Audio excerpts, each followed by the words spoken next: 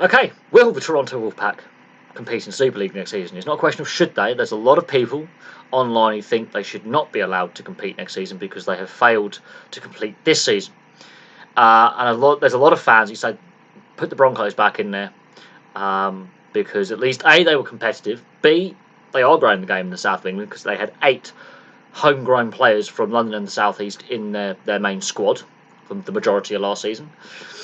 Or some people have suggested taking the 5 best teams from the Championship from last season, plus the Broncos, making it like a 6-team mini round-robin tournament to get a team to fill the void.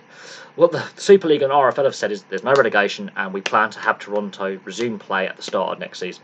But the issue is, if there is a resurgence and a second wave of this virus, that next season may be delayed, and recruitment and the visa issue is not going to go away. That is what's hampered the Wolfpack throughout their entire existence, is visas and recruitment. They have struggled to get players to sign for them, and the visa problem has really dogged them throughout the pre-season and into the start of this season before the lockdown. Players came to the team late because of visa problems.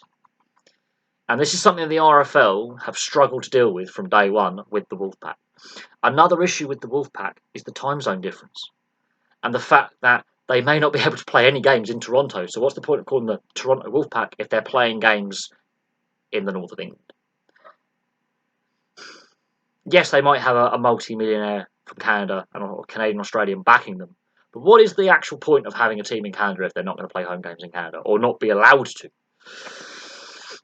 Also, they've withdrawn from the Challenge Cup, but they're not the only team to withdraw from the Challenge Cup. There are some other teams as well. Most of them are Championship and League One teams because their seasons aren't resuming, and there's concerns about player welfare because they haven't played any games or they're not going to be able to play any games before the Challenge Cup resumes. So that's led to a rescheduling of the Challenge Cup and certain fixtures changing. But on the side of will they play next season, the hurdles in their way are much bigger than they were before.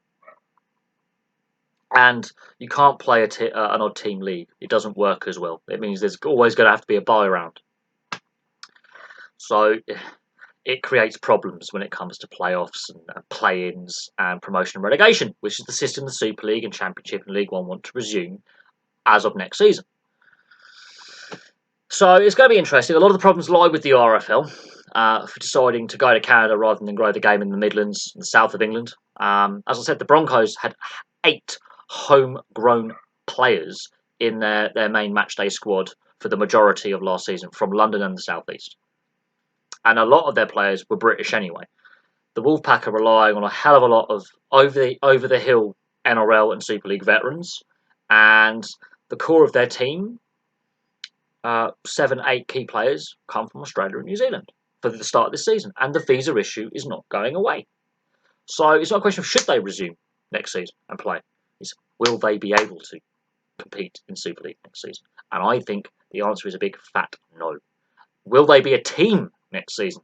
That is an even bigger question, because if the pandemic has a second or third wave in some cases, that is going to really hamper any kind of plans to get them playing.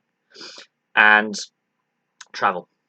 There are a lot of travel restrictions, and how is this all going to work? How's it all going to work? But I'm going to leave that there. Place your thoughts below. I'll have some more videos for you very, very soon. Message.